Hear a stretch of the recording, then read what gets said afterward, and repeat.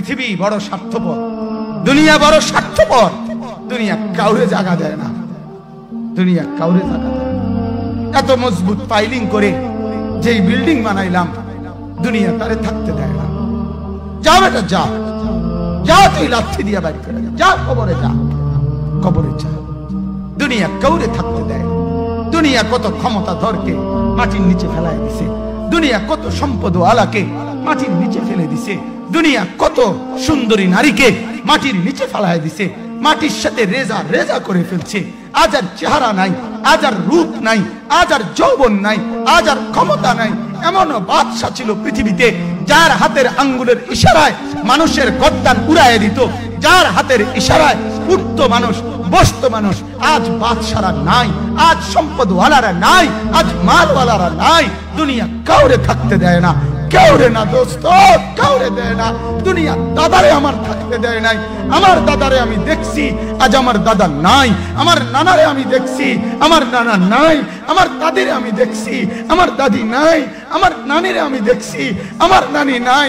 আমার বাবারে আমি দেখছি, 14 লক্ষ টাকা বাবার পেনশনের আমি সব ডাক্তারের পিছনে খরচ করে ফেলছি, বাড়ির ফসলের জমি বিক্রি করে ফেলছি।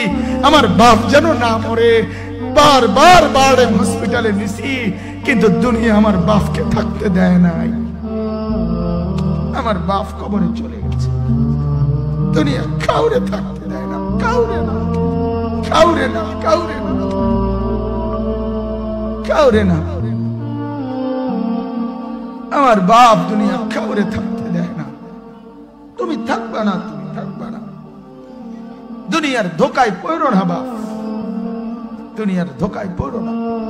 মাকে বুঝান, আজ মারা বেসামাল হয়ে গেছে, আজ বোনেরা বেসামাল হয়ে গেছে, বেপরদার উৎসব তুলে দিছে। এটা যেন আল্লাহর সাথে যুদ্ধ করছে। আল্লাহ করোনা না, তুমি আরো কিছু দাও, আমরা বেপরদিকে ছাড়বো না।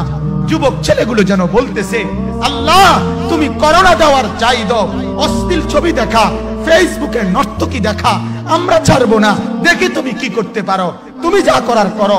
দোকানদার ব্যবসায়ীরা হারামের লেনদেন করা বন্ধ করছে না, সুদখোর সুদ ছাড়ছে না, ঘুষখোর ঘুষ ছাড়ছে না, নাফরমান আর জিনাকার ব্যভিচারী এরা কেউ কিছু ছাড়ছে না।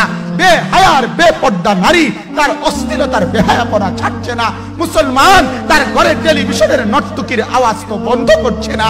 হায় করোনা কিভাবে যাবে, আযাব কিভাবে যাবে বলেন, বলেন, বলেন আপনারা।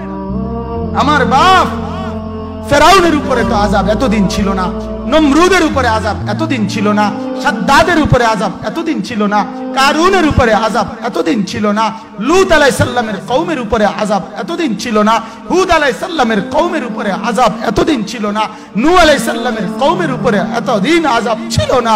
আজ আমরা মালিককে এই পরিমাণ নারাজ করছি, মালিক এত বেশি নারাজ। আজ 1 বছর হয়ে গেছে, 1 বছরের চাইতে বেশি হয়ে গেছে, কই করোনার মহামারীর আযাব তো যাচ্ছে না, গেছে গা বলে। আমাদের লক্ষ লক্ষ বাচ্চার পড়ালেখা বন্ধ, এরা নষ্ট হওয়ার চূড়ান্ত পর্যায়ে পৌঁছে গেছে। মোবাইল এদেরকে শেষ করে দিছে, লক্ষ লক্ষ ছেলে।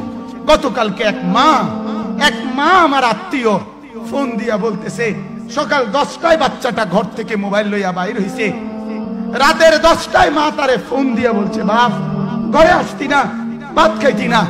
বাচ্চা তারে বলতেছে, তোমার অসুবিধা কি, তোমার সমস্যা কি? মা এই কথা বইলা কাঁদা দিছে যে, শোনেন হুজুর কদ্দুর দোয়া করো। এক বাচ্চা, এক ছেলে, সে যদি তার মাকে কথা বলতে পারে, তার মানে গুনাহ তারে এত মজা দিয়া দিছে, ফেসবুক তারে এত মজা দিয়া দিছে, ইউটিউব তারে এত মজা দিয়া দিছে, নর্তকী তারে এত মজা দিয়া দিছে, গুনার দৃশ্য তারে এত মজা দিয়া দিছে, সে মাকে ধমক দিচ্ছে। রাত 10টা বাজলে কি হইছে, রাতের 3টা পর্যন্ত দেখলে তোমার সমস্যা কি? আমার আখিরাত আমি নষ্ট করলে তোমার অসুবিধা কি? আমার জাহান্নাম আমি ঠিক করে নিলে তোমার সমস্যা কি? আল্লাহ আমাদেরকে মাফ করে দেন, আল্লাহ আমার জাতিকে মাফ করে দেন।